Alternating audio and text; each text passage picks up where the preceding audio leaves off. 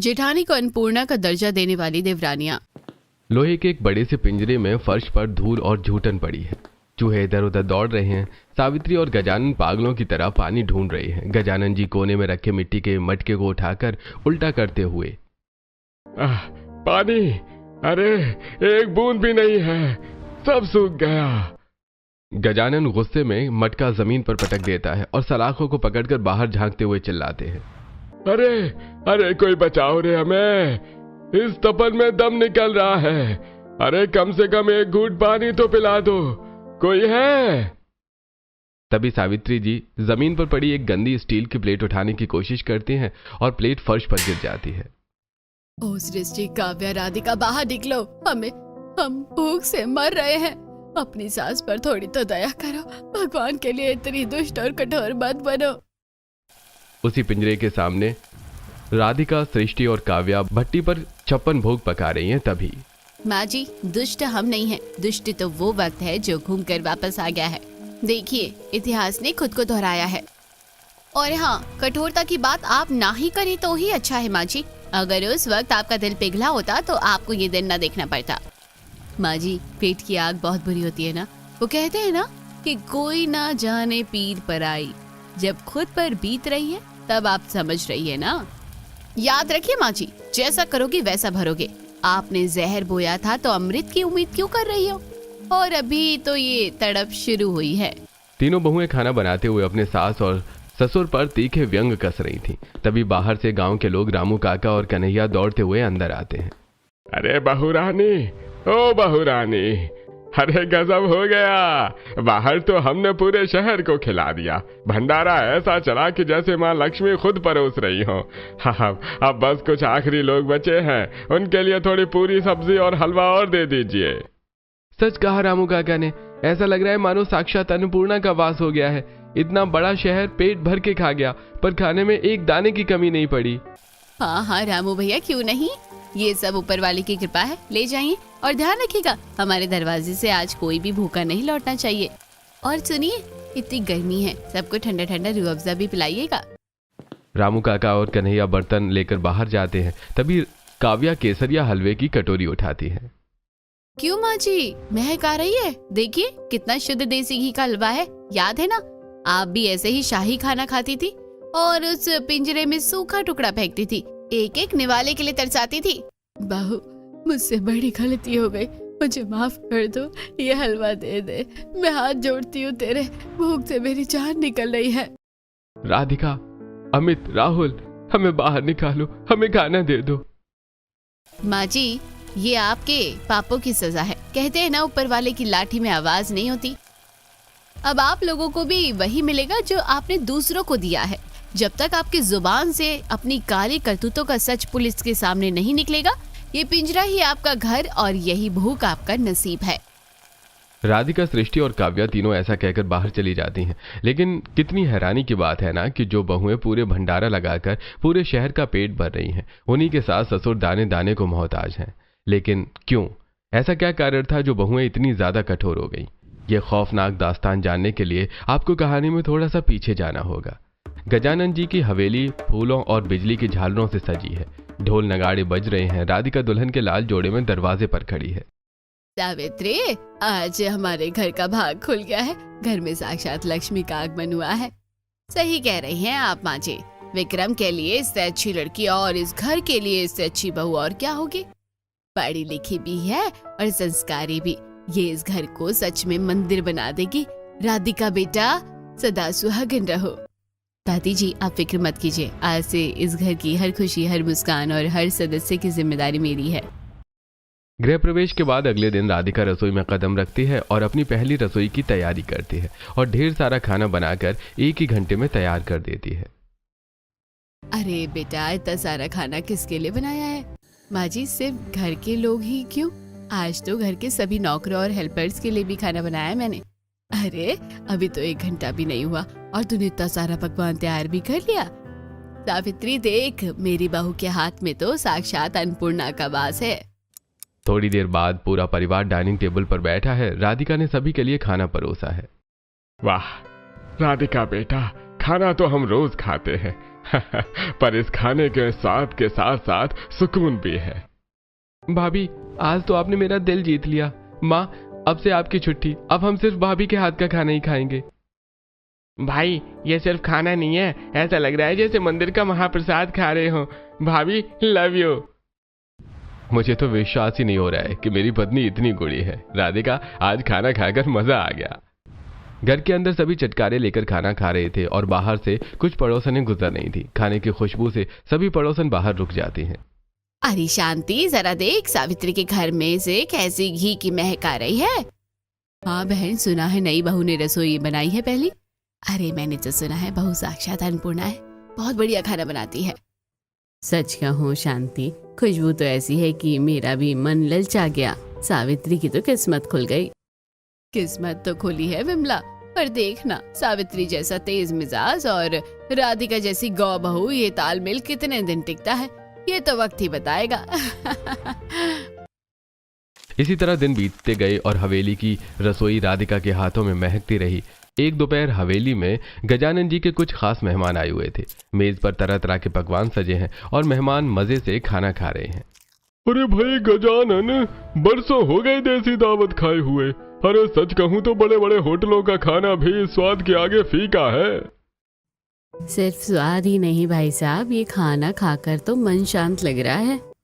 अरे शुक्रिया भाई, ये सब हमारी बड़ी बहू राधिका का कमाल है। जब से ये आई है हमारे घर का तो जायका ही बदल गया है। सभी मेहमान तारीफ करके चले जाते हैं। कुछ दिनों बाद गांव के मंदिर में बड़े भंडारे का आयोजन था। भगवती जी अपने दोनों छोटे पोतों राहुल और अमित के लिए अच्छी बहुओं की मन्नत मांगने मंदिर पहुंची थी। पंडित शास्त्री जी परेशान होकर इधर उधर देख रहे हैं क्योंकि भीड़ बढ़ती जा रही है। अरे भाई भगवती जी, अब आप सही समय पर आई हैं। देखिए, गांव के साथ साथ शहर से भी लोग आ गए हैं। मुझे डर है कि कहीं खाना कम न पड़ जाए। शास्त्री जी, आप बिल्कुल चिंता मत कीजिए, हमारी बहू है ना, वो साक्षात अन्नपूर्णा है। आप बस उसे कढ़ाई सौंप दीजिए, फिर देखिए चमत्कार। अरे आपने तो मेरे मुंह की बात छीन ली। मैं तो खुद चाहता था कि राधिका बिटिया अपने हाथों से भोग तैयार करे। पंडित जी, माँ भगवान के दर से कोई खाली नहीं जाता, आप बस परोसना शुरू कीजिए, ऊपर वाला बरकत देगा। भंडारा शुरू हुआ। सैकड़ों लोग आए, फिर हजारों। गांव वाले और शहर वाले सब चकित थे। राधिका ने एक छोटी सी कढ़ाई में लड्डू बनाना शुरू किया था, लेकिन वो लड्डू थे कि खत्म ही होने का नाम ही नहीं ले रहे थे। अरे शास्त्री जी, ये क्या देख रहा हूँ मैं? हमने तो सोचा था खाना 2 घंटे में खत्म हो जाएगा, पर यहाँ तो पतीला खाली ही नहीं हो रहा है। जितना निकाल रहे हैं उतना बढ़ता जा रहा है। अरे भाई, ये साक्षात चमत्कार है। राधिका बहू के हाथ लगते ही खाने में बरकत हो गई है। ये साक्षात अन्नपूर्णा है। देखा शास्त्री जी, मैंने कहा था ना, मेरी बहू के हाथों में साक्षात अन्नपूर्णा का वास है। आज इस चमत्कार ने साबित कर दिया कि जहाँ प्रेम और शुद्ध मन से भोजन बनता है, वहाँ कभी कमी नहीं रहती। पूरा गांव राधिका की तारीफ करते नहीं थक रहा था। एक दिन विमला, शांति और चंपा घर आते हैं और राधिका सबके लिए चाय और नाश्ता ला रही है। अरे राधिका बिटिया, तू इतनी पढ़ी लिखी है, शहर से बड़ी डिग्री लेकर आई है, फिर ये चूल्हा चौका क्यों? काकी, पढ़ाई सिर्फ नौकरी के लिए नहीं, और इस रसोई की सेवा ही मेरी सबसे बड़ी डिग्री है। सभी बातें कर रहे होते हैं, तभी कमरे से खांसने की आवाज आती है। भगवती जी बिस्तर पर हैं, उनकी हालत बिगड़ रही है। पूरा परिवार वहां इकट्ठा होता है। दादी राधिका का हाथ अपने हाथों में लेती है। राधिका बिटिया, मेरा समय आ गया है, पर जाते जाते तुझे एक आशीर्वाद देकर जा रही हूँ। जब तक तू इस घर की रसोई संभालेगी, इस हवेली में कभी अन्न धन की कमी नहीं होगी। दादी अचानक गजानन और सावित्री की तरफ मोड़ती हैं। गजानन, सावित्री, कान खोल कर सुन लो, ये बहू साक्षात लक्ष्मी है। जिस दिन इसकी आंखों में आंसू आए, जिस दिन तुमने इसे दुखाया, याद रखना तुम सब दाने दाने को मोहताज हो जाओगे। इतना कहते ही भगवती जी ने दम तोड़ दिया। उनका क्रियाक्रम किया गया और आज भगवती जी की 13वीं थी। राधिका खाना बना रही है, तभी सावित्री अंदर आती है और दूध का पतीला जानबूझकर गिरा देती है। देखकर काम नहीं कर सकती, सारा दूध बहा दिया। खुद को बड़ी बड़ी लिखी समझती है, पर एक रसोई नहीं संभलती तुझसे। पर माँ जी, हाथ तो आपका लगा था और आप तो मुझे अन्नपूर्णा कहती थी। अन्नपूर्णा गई अम्मा जी के साथ। अब इस घर में वही होगा जो मैं कहूँगी। चुपचाप खाना बना और फालतू जुबान मत चला। दादी की 13वीं का दिन था और हवेली मेहमानों से भरी थी, इसीलिए राधिका रसोई संभाल रही थी। तभी उसका भाई सूरज पास आता है। दीदी, दादी जी के जाने का गम हम सबको है, पर देखो पापा ने शहर वाली जायदाद के 2 हिस्से कर दिए हैं। आधा हिस्सा तुम्हारे नाम है, कागज बन गए हैं। नहीं सूरज, मुझे जायदाद की कोई जरूरत नहीं है। ईश्वर की कृपा से यहाँ सब कुछ है। तू छोटा है, तुझे जरूरत पड़ेगी, मैं अपना हिस्सा भी तेरे नाम कर दूंगी। तभी दीवार के पीछे खड़ा विक्रम ये सब सुन लेता है। उसके चेहरे पर लालच के साथ गुस्सा उभर आता है। वो तुरंत वहां आता है। अरे साले साहब, आप यहाँ? चलिए बाहर बैठिए। राधिका को तो बहुत काम है, इसे करने दीजिए, काफी गर्मी है, हम बाहर बैठते हैं। 13वीं में मेहमानों के जाने के बाद विक्रम, सावित्री और गजानन राधिका को घेरकर खड़े हो जाते हैं। बड़ी दानवीर बनी फिरती है, जायदाद भाई को देगी। हमसे पूछा तूने? वो जमीन अब हमारे नाम होगी, समझा तूने? विक्रम, ये आप क्या कह रहे हैं? आप तो ऐसे नहीं थे। मेरे पिता की मेहनत की कमाई पर सूरज का हक है। हमारे पास किस चीज की कमी है? हम क्यों भाई का हिस्सा छीने? ज़बान मत लड़ा। पढ़ी लिखी है तो अपनी अकल तिजोरी में रख। इस घर के मालिक हम हैं। तूने खुद कहा था ना कि इस घर की जिम्मेदारी तेरी है, तो दे हमें वो जायदाद।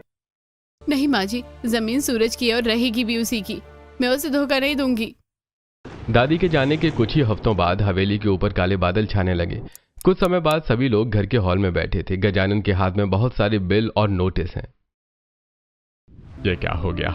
रातों रात सारा माल खराब हो गया, गोदाम में आग लग गई और अब बैंक का नोटिस आ गया है। अरे मैं तो बर्बाद हो गया।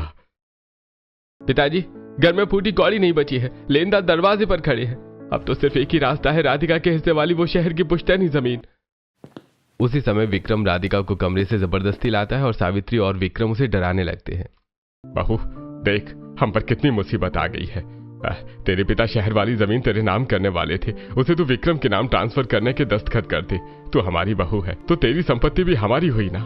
नहीं पिताजी, वो जमीन मेरे भाई सूरज के भविष्य के लिए है। पापा ने उसे हम दोनों के लिए रखा था। मैं भाई का हक मारकर अपने पति के नाम नहीं कर सकती। अरे ओ, बहुत जुबान चलने लग गई है तेरी। अभी तेरा भाई कौन सा इतना बड़ा हो गया है जिसे जमीन की जरूरत है? वो जमीन हमें चाहिए ताकि हमारा बिजनेस फिर खड़ा हो सके। मम्मी जी, ये कोई तरीका नहीं होता है बात करने का। मैं इस घर की बहू हूँ, कोई गुलाम नहीं जो अपनी पुश्तैनी जायदाद आपके लालच की भेंट चढ़ा दूं। इतनी बात सुनकर सावित्री अचानक राधिका को एक जोरदार थप्पड़ मारती है। राधिका जमीन पर गिरती है। अब बताओ, तरीका समझ आया? अब दादी जिंदा नहीं है जो तेरी इस घर में चलेगी और तुझे बचाएगी। राधिका थप्पड़ खाकर भी अगले दिन सुबह उठकर लड़खड़ाते हुए रसोई में पहुंचती है। भगवान के लिए हलवा बना रही है। तभी सावित्री और गजानन गुस्से में ठंडा पानी जलती हुई कढ़ाई में डाल देते हैं। बंद कर ये नाटक। आज के बाद इस रसोई में कदम भी नहीं रखेगी। बहुत अपनी बरकत का ढोल पीटती रहती है ना। अब मैं देखती हूँ कि तेरा ये घर कैसे चलता है।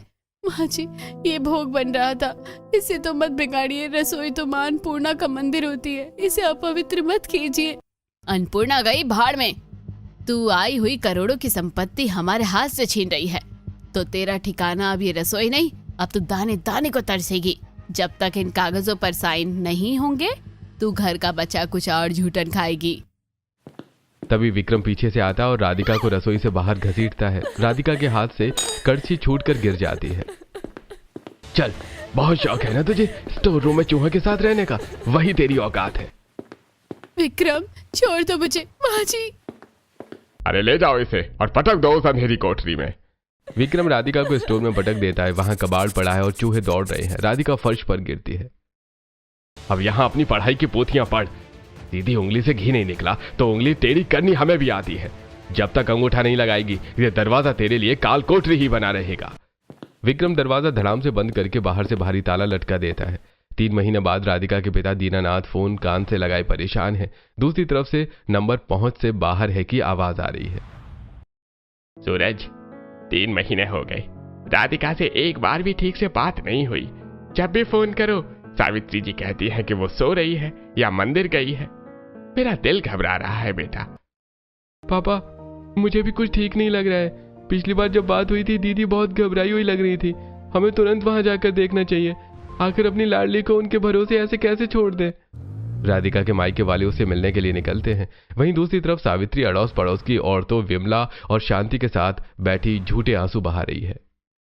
क्या बताऊं बहनों, दादी के जाने का सदमा राधिका बर्दाश्त नहीं कर पाई। हमारी अन्नपूर्णा बहू तो जैसे सुध बुध ही खो बैठी है। बेचारी का दिमाग संतुलन बिगड़ गया है। हाय राम, तभी कहूँ कि आजकल रसोई से वैसी खुशबू क्यों नहीं आती। बेचारी कितनी गुड़ी थी और देखो भगवान ने क्या हालत कर दी उसकी। इसलिए आपने उसे कमरे में बंद रखा है क्या सावित्री? हाँ बहन, बाहर आती है तो खुद को नुकसान पहुंचाने लगती है। डॉक्टर ने कहा है उसे अकेले और अंधेरे कमरे में शांति मिलेगी। कलेजा फटता है मेरा उसे इस हाल में देखकर। तभी वहां सूरज और दीनानाथ पहुंचते हैं। सावित्री पहले से ही पड़ोसियों को सांत्वना देने के लिए बिठाई रखी है ताकि गवाही मिल सके। समधन जी, कहाँ है मेरी बेटी? हमें उससे मिलना है। अरे भाई साहब, हम खुद बहुत दुखी है।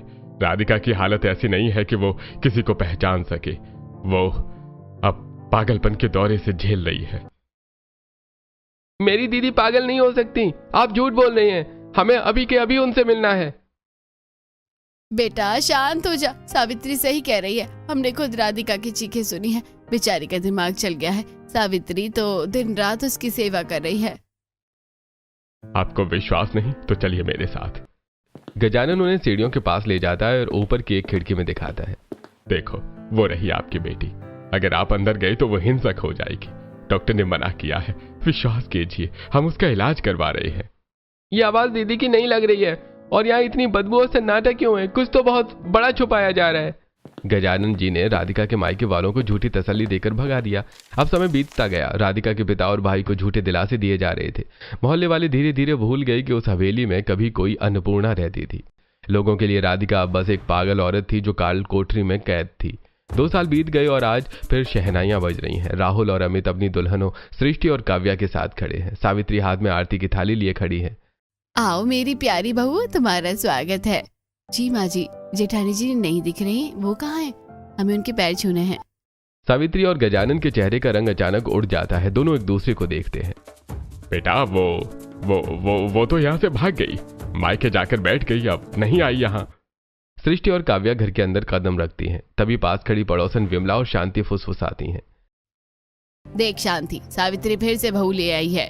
उम्मीद तो यही है कि ये भी राधिका जैसे अन्नपूर्णा निकले और सबका पेट भरे। अन्नपूर्णा तो हो, पर विमला, इनकी किस्मत राधिका जैसी ना हो। बेचारी को तो जाने ये लोग ही ले गए। भगवान जाने वो जिंदा भी है या। सृष्टि के कान में ये बात पड़ जाती है। तभी सावित्री जी उन्हें देखती है और पड़ोसन तुरंत चुप हो जाती है। दोनों बहुएं गृह प्रवेश करके घर के अंदर आती हैं। अगले दिन सुबह सुबह पहली रसोई के लिए सृष्टि और काव्या रसोई में कदम रखती हैं। रसोई में डिब्बे खाली पड़े हैं। कोनों में मकड़ी के जाले हैं और चूल्हे पर राख जमी है। ये क्या हाल बना रखा है रसोई का? सारे सामान बिखरा है, जैसे महीनों से यहाँ किसी का हाथ ही ना लगाओ। दीदी, ऐसा लग रहा है जैसे यहाँ चूल्हा ठीक से जला ही नहीं हो। तभी सावित्री रसोई में आती है। वो बहुत ही उखड़ी हुई और परेशान लग रही है। माँ जी, हम रसोई की सफाई कर रहे थे, पर एक बात पूछनी थी। जेठ जी की तो शादी कई साल पहले हो गई थी। हमारी जेठानी जी कहाँ है? वो मायके क्यों गई है? पता नहीं बेटा, खुशी खुशी मायके गई थी, फिर लौट कर ही नहीं आई। उसका दिमाग, मेरा मतलब उसे कुछ हो गया था। वो अब कभी वापस भी नहीं आएगी। पर माँ जी, वो ही अपनी ससुराल छोड़कर ऐसे कैसे जा सकता है? क्या आपने उन्हें बुलाने की कोशिश नहीं की? ज्यादा अपनी ये पढ़ी लिखी अकल मत लगाओ। यहाँ जो बोल दिया है सो बोल दिया है। आज के बाद इस घर में उसका नाम मत लेना और बस अपने काम पर ध्यान दो। जाओ जाकर नाश्ता बनाओ। सावित्री गुस्से में पैर पटकती हुई बाहर चली जाती है। काव्या, यहाँ मुझे कुछ अजीब लगता है। कुछ तो है जो हमें नहीं पता। दोनों बहनों को शक हो जाता है। उस समय सभी सोए हुए थे। तभी काव्या पानी पीने रसोई की ओर जाती है, लेकिन तभी सीढ़ियों के नीचे वाले उस अंधेरे कमरे में उसे कुछ खुरचने की आवाज आती है। काव्या रुक जाती है। पानी, कोई है? गला सूख रहा है, पानी पिला दो कोई। काव्या कांपने लगती है। वो ताले के पास जाकर झुकती है तो उसे जमीन पर एक टूटी हुई नीली चूड़ी का टुकड़ा दिखता है। तभी काव्या, इतनी रात को यहाँ नीचे क्या कर रही हो? अरे माँ जी, वो तो मैं बस पानी पीने आई थी। पानी पीना है तो मटका ऊपर भी रखा है। इस तरफ मत आया करो, यहाँ बहुत चूहे और गंदगी है। अगर अगली बार यहाँ दिखी तो अंजाम अच्छा नहीं होगा। जाओ अपने कमरे में। काव्या वापस अपने कमरे में चली जाती है। अगले दिन दोपहर को सावित्री सो रही है। सृष्टि और काव्या छत पर कपड़े सुखाने के बहाने मिलती है। दीदी, कल रात मैंने उस कमरे के बाहर एक टूटी हुई चूड़ी देखी थी। जब पूरे घर की सफाई होती है तो वो चूड़ी वहाँ क्या कर रही थी? और जैसे ही मैंने ताले को छुआ, माँ जी अचानक बरसने लगी। तू सही कह रही है काव्या, आज सुबह मैंने भी कुछ अजीब देखा। कैस्ट्रॉल में कल की 2 सूखी रोटियां रखी थी जो अचानक गायब हो गई। मैंने देखा माँ जी उन रोटियों को लेकर उसी कमरे की तरफ जा रही थी और चुपके से दरवाजे के नीचे से अंदर से सरका दिया। अंदर सरका दिया? पर क्यों? मैंने पूछा तो बोली वहाँ चूहे हैं, बेचारे भूखे मर जाएंगे, इसलिए उन्हें खिला रही हूँ। काव्या, चूहों को कौन अपने घर में थाली पर उसका खाना खिलाता है? जो भी हो, हमें मौका मिलते ही इस ताले को तोड़ना होगा और सच जानना होगा। काव्या और सृष्टि दोनों सच्चाई जानने के लिए सचेत हो जाती हैं। उसी रात पूरा घर शादी में जाने के लिए तैयार है। देख लो, एक को पेट दर्द है और एक को सिर दर्द। खैर, घर का ध्यान रखना। और सुनो, खबरदार जो सीढ़ियों के नीचे वाले कमरे की तरफ कदम भी बढ़ाया, वहाँ बड़ी गंदगी है और बलाएं हैं। चुपचाप अपने कमरे में रहना। जी मम्मी जी। नसीहत देकर विक्रम और बाकी सब लोग गाड़ी में बैठकर चले जाते हैं। वैसे ही काव्या और सृष्टि तुरंत रसोई से एक भारी ओखली उठाकर लाती हैं और कोठरी के पास आकर सृष्टि पूरी ताकत से ताले पर वार करती है। कड़क की आवाज के साथ ताला टूट जाता है। जैसे ही दरवाजा खुलता है, एक असहनीय बदबू बाहर आती है। उफ दीदी, ये कैसी संडास है, यहाँ तो सांस लेना भी मुश्किल है। सृष्टि टॉर्च जलाती है। रोशनी कमरे के कोने में जाती है। वहां एक साया बैठा है। गंदे फटे हुए कपड़े, घुटनों तक लंबे उलझे हुए बाल और लंबे काले। रोशनी पड़ते ही वो साया अपनी आंखों पर हाथ रख लेता है। नहीं, रोशनी बंद करो, बंद करो इसे, बंद करो इसे। क्या तुम लोग मुझे मारने आए हो? मार दो, मेरी जान ले लो, पर मुझे थोड़ा सा पानी दे दो, भूख लगी है। सृष्टि और काव्या टॉर्च नीचे करती हैं। वो धीरे धीरे पास जाती हैं और देखती हैं कि यह वही खूबसूरत राधिका है जिसकी तस्वीर उन्होंने जेठ जी के साथ देखी थी। अब वो सिर्फ हड्डियों का ढांचा रह गई है। जेठानी जी, आपकी क्या हालत कर दी इन राक्षसों ने? हम आपकी देवरानियां हैं, सृष्टि और काव्या। काव्या तुरंत पानी की बोतल निकालती है। राधिका पागलों की तरह झपट कर पानी पीती है, जैसे सदियों की प्यासी हो। शांत हो जाइए दीदी, माँ जी ने तो कहा था कि आप भाग गई हैं, आप मायके में हैं। झूठ, सब झूठ। उन्होंने जमीन के लालच में मुझे यहाँ जिंदा दफन कर दिया ताकि मेरे भाई और पिता मुझे कभी न ढूंढ सके। ये जल्लादों की हवेली है। सृष्टि और काव्या राधिका को सहारा दे रही होती हैं। तभी बाहर हवेली के बाहर गाड़ी के रुकने और सावित्री के ठहाकों की आवाज आती है। हे भगवान, ये लोग इतनी जल्दी वापस आ गए। अगर उन्होंने हमें यहाँ देख लिया तो वो हमें भी नहीं छोड़ेंगे। दीदी, अभी आपको यही रहना होगा, बस कुछ देर और हम आपको यहाँ से निकाल कर रहेंगे। दोनों राधिका को वापस अंधेरे कोने में बिठाती हैं। दरवाजा बंद करके टूटे हुए ताले को इस तरह फंसा देते हैं कि बाहर से पता न चले। वो भागकर ऊपर जाती हैं। सावित्री और गजानन अंदर आते हैं। सावित्री सीधे ताले की तरफ टॉर्च मारती हैं। ताला लटका देखकर वो चैन की सांस लेती हैं। बहुओ, सो गई हो क्या? सृष्टि और काव्या आंखें मलते हुए और अंगड़ाई लेते हुए सीढ़ियों पर आती हैं। जी माँ जी, आप लोग आ गए, चलिए अब आप लोग भी सो जाइए। सभी अपने कमरों में चले जाते हैं। उस रात सृष्टि और काव्या सो नहीं पाई। अगले दिन दोनों ने रसोई संभाली, खाना बनाया। डाइनिंग टेबल पर गजानन, सावित्री और विक्रम बैठे हैं। सृष्टि और काव्या बड़े ही शांत और गंभीर चेहरे के साथ खिचड़ी के कटोरे लेकर आती है। अरे, आज रसोई से बहुत महक आ रही है। बरसों के बाद ऐसी खुशबू आई है। बहुओं, आज क्या खास बनाया है? आज हमने इंसाफ की खिचड़ी बनाई है पिताजी। इंसाफ की खिचड़ी? ये क्या बकवास है? खिचड़ी खिचड़ी होती है और ये भंडारे जैसी खुशबू क्यों आ रही है? माँ जी, हम सोच रहे हैं घर में भंडारा करा ले, जहाँ हर भूखे को खाना मिलेगा। अरे क्या बक रही हो तुम दोनों? सुबह सुबह दिमाग खराब हो गया है क्या तुम्हारा? अरे मम्मी जी, कुछ दान पुण्य हो जाएगा। लेकिन इतना वक्त और मेहनत करेगा कौन? कोई भंडारा नहीं होगा यहाँ पे। अरे भैया, हमने सुना है जेठानी जी बहुत भंडारे करती थी, क्या हम एक बार नहीं कर सकते? चुप करो, यहाँ कोई भंडारा वंडारा नहीं होगा। अब चुपचाप खाओ और अपने काम पर लग जाओ। आज के बाद ऐसी फालतू बातें इस घर में नहीं होगी। सभी लोग खाना खाकर चले जाते हैं और अगले कुछ दिन तक हवेली में जैसे ही घर के मर्द दफ्तर जाते और सावित्री मंदिर या कीर्तन में निकलती, सृष्टि और काव्या तुरंत कालकोठरी खोलती थे। आज सृष्टि राधिका के उलझे हुए बालों को सुलझाकर काट रही है। काव्या उसके जख्मों पर मरहम लगा रही है और उसे गर्म दूध पिला रही है। दीदी, हिम्मत मत हारिए, अब हम आ गए हैं। बहुत जल्द आप फिर से इस घर की अन्नपूर्णा बनेंगी। तुम दोनों साक्षात देवी हो, पर संभल कर रहना, वो लोग बहुत जालिम हैं। दीदी, अब जुल्म का अंत होगा, बस आप खुद को संभालिए। पूरा परिवार डाइनिंग टेबल पर बैठा है। अचानक सृष्टि सिसकने लगती है और इधर उधर देखने लगती है। क्या हुआ सृष्टि बेटा, ऐसे क्यों देख रही हो? पिताजी, कल रात मैं जब पानी पीने उतरी तो रसोई में मुझे किसी औरत की पायल की आवाज आई। वो बहुत जोर जोर से रो रही थी और कह रही थी मुझे बहुत भूख लगी है। क्या बकवास है, कोई पायल वायल नहीं है, कोई चूहे होंगे। नहीं माँ जी, चूहे रोते थोड़ी ना है। वो औरत साफ साफ कह रही थी कि जिस चूहे को मैंने खून पसीने से सींचा, आज वहाँ बरकत क्यों नहीं है, आज वहाँ मौत क्यों नाच रही है। अरे चुप करो तुम दोनों, ये सब वहम है। उसी रात 2 बजे सावित्री और गजानन खौफ के मारे सो नहीं पा रहे हैं। वो दबे पांव टॉर्च लेकर सीढ़ियों के नीचे वाले कमरे की ओर बढ़ते हैं ताकि तसल्ली कर सकें कि राधिका अंदर ही है। गजानन जी, चलिए दिखाते हैं, कहीं वो मर तो नहीं गई जिसकी आत्मा भटक रही हो। जैसे वो कोठरी के पास पहुंचते हैं, अंधेरे से अचानक सृष्टि और काव्या सामने आ जाती है। सावित्री और गजानन डर के मारे उछल पड़ते हैं। अरे माँ, पिताजी, आप लोग इतनी रात को यहाँ क्या कर रहे हैं? आपने ही तो हमें सख्ती से कहा था कि इस तरफ कभी कदम मत रखना। वो हम तो बस ताला चेक करने आए थे।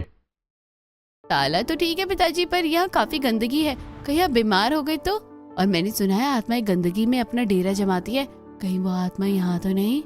फालतू बातें मत करो, चलो अपने कमरे में।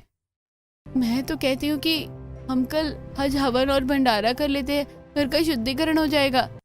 हाँ, कर लो जो करना है। सावित्री और गजानन अपने कमरे में भाग जाते हैं। दोनों देवरानियों को मौका मिल जाता है। अगले दिन सुबह डाइनिंग टेबल पर गजानन और सावित्री चिंता में डूबे हैं। माँ, पिताजी, इस घर का वास्तु दोष मिटाने के लिए हमने आज एक विशाल भंडारे का गुप्त हवन संकल्प लिया है। अरे घर में फूटी कौड़ी नहीं है, व्यापार डूबा हुआ है, इतने पैसे कहाँ से आएंगे? हमने अपने गहने गिरवी रख दी है पिताजी। इस घर की शांति से बढ़कर हमारे लिए कुछ नहीं है। आज पूरे शहर को खाना खिलाया जाएगा। सावित्री और गजानन मान जाते हैं। उसी दिन हवेली के बीचों बीच एक आंगन में एक बड़ा लोहे का पिंजरा रखा है जिसके अंदर हवन कुंड सजा है। दरवाजा खुला है। मम्मी, पापा, भैया, शास्त्री जी ने कहा है कि मुख्य यजमानों को इस विशेष शुद्धि कक्ष के अंदर बैठकर आहुति देनी होगी, तभी बरकत लौटेगी।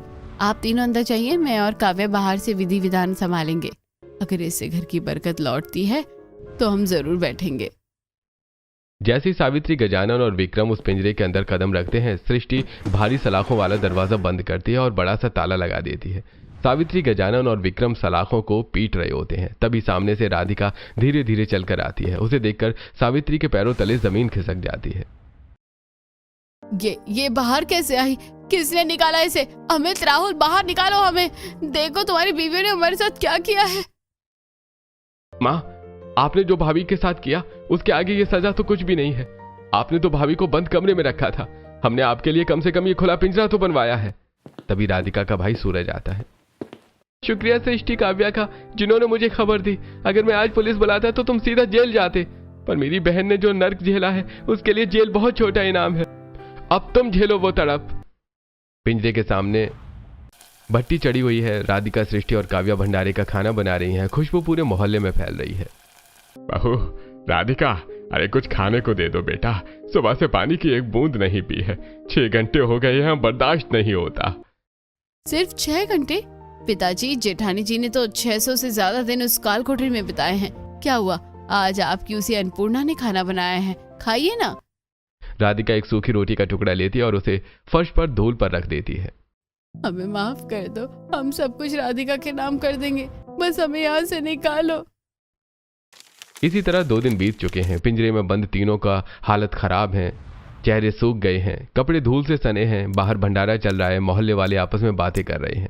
अरे ये तो बिल्कुल राधिका बहू के हाथ जैसा स्वाद है कि हमारी अन्नपूर्णा वापस आ गई। हाँ काकी, इस घर की बरकत वापस आ गई है। उसी समय सूरज पुलिस को बुलाता है। पुलिस अंदर बुलाती है। गांव वाले भी पीछे पीछे आ जाते हैं। अरे ये क्या हाल है? सावित्री बहन और गजानन भाई पिंजरे में क्यों हैं? क्योंकि इन्होंने एक मासूम को इसी तरह पिंजरे में कैद कर रखा था। देखिए ये तस्वीरें। सृष्टि और काव्या फोन पर वीडियो तस्वीरें चलाती हैं जो उन्होंने राधिका की बदहाल हालत में खींची थी। राधिका का वो कंकाल जैसा रूप देखकर पूरे गांव गुस्से में आ जाता है। सावित्री रो रो कर कैमरे के सामने अपना जुर्म कबूल करती है कि जैसे उन्होंने जमीन के लालच में राधिका को कैद किया। पुलिस उन्हें पिंजरे से निकाल कर ले जाने लगती है। धिक्कार है तुम पर, साक्षात लक्ष्मी को भूखा मारा। तुम लोग इंसान कहलाने के लायक नहीं हो। जैसी पुलिस उन्हें ले जाती है, गांव वाले उन पर पत्थर, टमाटर और सड़े हुए अंडे फेंकने लगते हैं। सावित्री और उसका पूरा परिवार सिर झुकाए अपमान के साथ जीप में बैठते हैं। तीनों को सख्त सजा होती है। वहीं कुछ दिन बाद सृष्टि और काव्या मिलकर राधिका को रसोई की सुनहरी चाबियां सौंपती हैं। दीदी, ये रसोई आपकी थी और हमेशा आपकी ही रहेगी। हमें बस अपनी सेवा में रख लीजिए। तुम दोनों ने सिर्फ मुझे रसोई नहीं, मेरी जिंदगी वापस दी है। तीनों बहुएं मिलकर मंदिर में भोग लगाती हैं और प्यार से पूरे गांव को खाना खिलाती हैं। भगवान ऐसी देवरानियां सबको दे जो अपनी जेठानियों को अन्नपूर्णा का दर्जा दिला सके। आज इस घर में सच में बरकत लौट आई है। ये मेरी कहानी थी, लेकिन क्या वास्तव में किसी स्त्री की संपत्ति पर उसके ससुराल का अधिकार होना चाहिए? और क्या आप भी किसी ऐसी देवरानी को जानते हैं जो अपनी जेठानी को उसका खोया हुआ सम्मान दिलाने के लिए ढाल बनकर खड़ी हो जाए? अपनी राय हमें कमेंट में जरूर बताइए।